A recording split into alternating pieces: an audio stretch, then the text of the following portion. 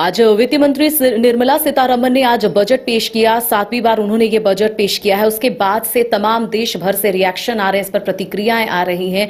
तमाम सत्ता पक्ष के जो नेता हैं उनके अलग इस बजट को लेकर नजरिया है, तो वहीं इंडिया ब्लॉक के जितने भी नेता हैं वो इस बजट को अलग तरीके से देख रहे हैं और इस पर अपनी प्रतिक्रिया देख रहे हैं।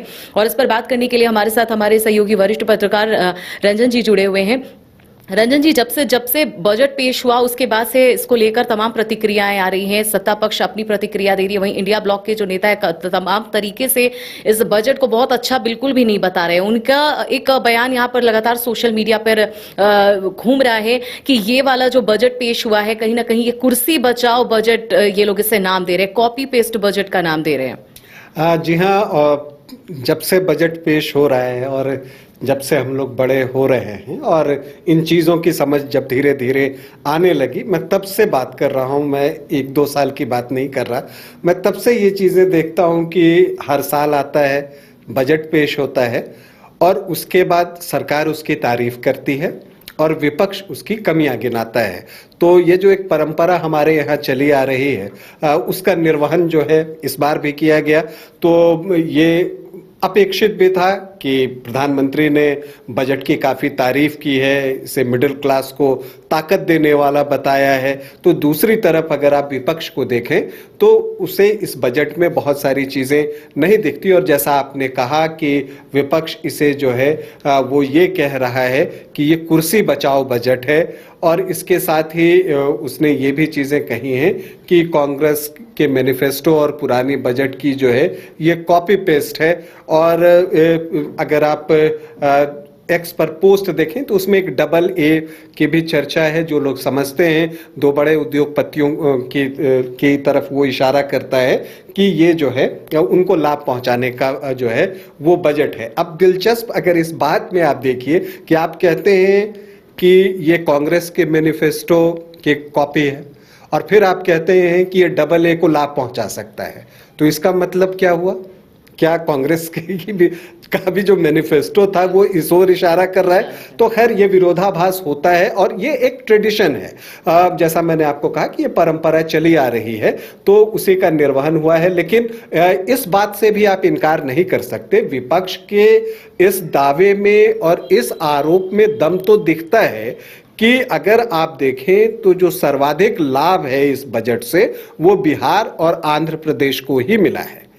तो ऐसी परिस्थिति में ये आरोप लगाना विपक्ष का कि बाकी राज्य जो हैं उस तुलना में जो है इस बजट से कुछ नहीं पा सके और वो जो हैं उपेक्षित हो गए हैं, तो इस तरह का आरोप जो है ये विपक्ष की तरफ से लगाया जा रहा है। तो उसमें ये दम जरूर दिख रहा है कि बाकी स्टेट से ज्यादा बिहार और आंध्र प्रदेश को मिला है। क्यों मिला है? इसके राजनीतिक मतलब भी हम लोग समझते हैं कि इन्हीं दोनों के बल पर केंद्र में जो है ये एनडीए सरकार चल रही है और ये कोई नई बात नहीं है।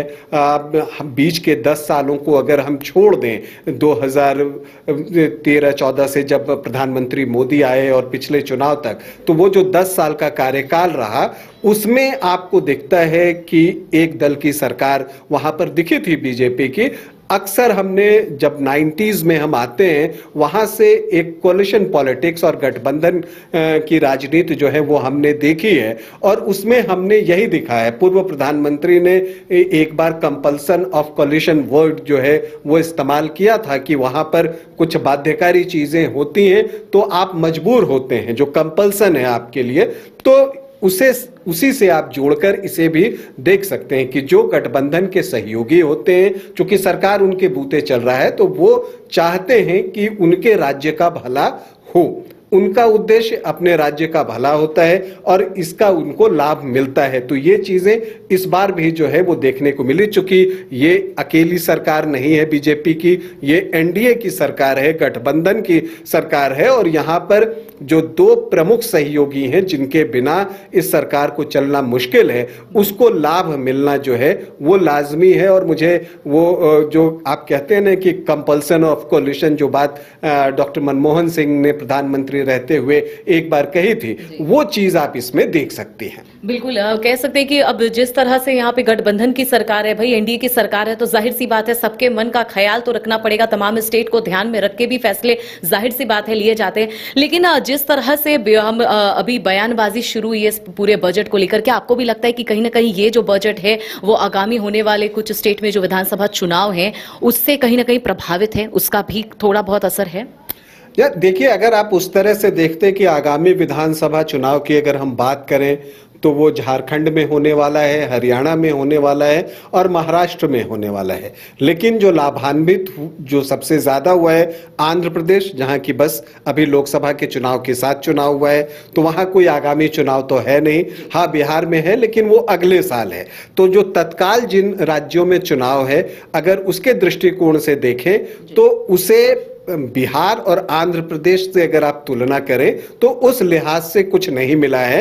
हाँ, ये होता तो है ही कि जब भी बजट आता है तो हर राज्य के हिस्से में कुछ ना कुछ तो आता है, तो वो सारे राज्यों को तो वो चीजें मिली हैं। लेकिन अगर आप बिहार और आंध्र प्रदेश से तुलना करें तो उस रेशियो में जो है अन्य राज्यों को नहीं मिली हैं। प्रधानमंत्री जी कह रहे हैं कि ये जो बजट है वो मिडिल क्लास को एक ताकत देने वाली बजट है, समृद्धि की राह पे चलने वाली बजट है, यानी कुल मिला के एक आम लोगों को बहुत फोकस में रख के इस बजट को तैयार किया गया है। और इसी को लेकर लगातार जो विपक्ष है या फिर कह ले इंडिया ब्लॉक के जो नेता हैं वो तमाम घेरते नजर आ रहे हैं। वाकई में लग रहा है कि ये आम जनता को ध्यान में रखते हुए इस बजट को तैयार किया गया होगा। या देखिए, अगर आप देखें जो अभी लोकसभा का चुनाव हुआ है, अगर आप वहां देखें तो जो डेंट पड़ा है बीजेपी को, अगर आप उसमें देखें तो मिडिल क्लास जो है, जो कि उसके कोर वोटर होते हैं, जो बीजेपी को अक्सर वोट किया करते हैं, उनमें जो है आप कह सकती हैं कि वो बहुत एक्टिव होकर नहीं जुड़े और बहुत अनमने ढंग से उन्होंने चुनाव में हिस्सा लिया।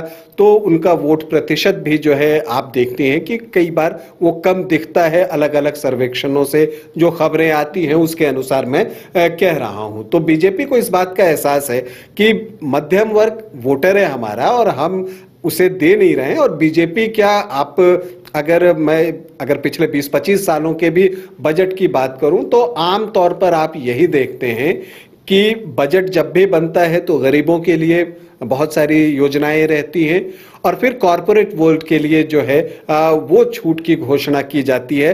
मध्यम वर्ग ज्यादातर मौकों पर जो है उसकी अनदेखी हो जाती है। तो इस बार चूंकि बीजेपी को लगता है और इस एनडीए सरकार को लगता है कि नहीं, मध्यम वर्ग भी अब इंपॉर्टेंट है, तो ये दिखा है और वो इस बजट में दिखा भी है।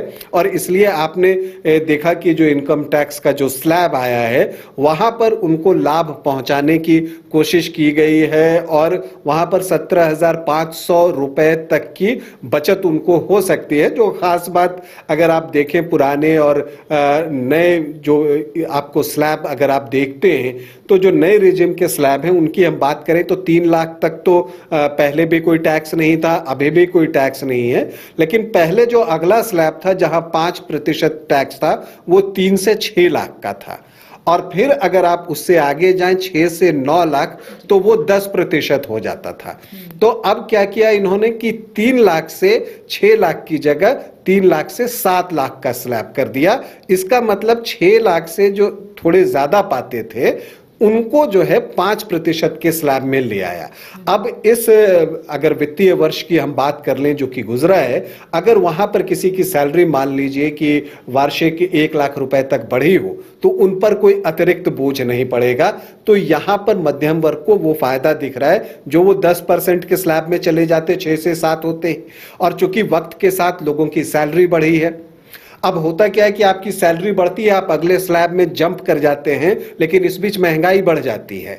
तो जो एक दोनों के बीच संतुलन होता है वो होता नहीं, आपको आपकी सैलरी बढ़ने का कोई फायदा नहीं मिलता।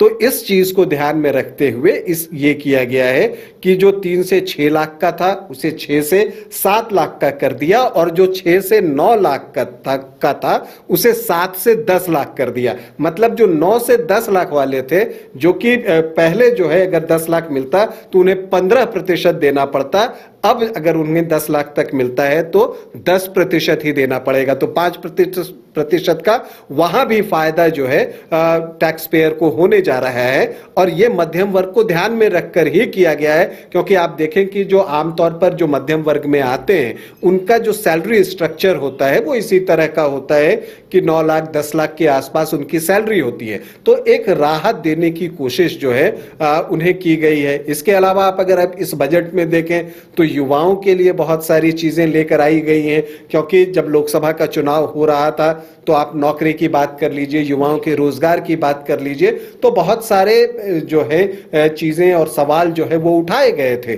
तो उनका भी जवाब इस बजट के जरिए ढूंढने का प्रयास जो है वो किया गया है। किसानों के लिए सरकार की एक इमेज बनाई गई कि हाँ, ये सरकार किसानों के लिए बहुत उसकी समर्थक नहीं रही है। हालांकि इसी सरकार के अधीन अगर आप देखें अंतर्गत तो कई योजनाएं जो है किसानों के लिए शुरू की गई। आज भी दलहन तिलहन के लिए जो है वो बातें की गई।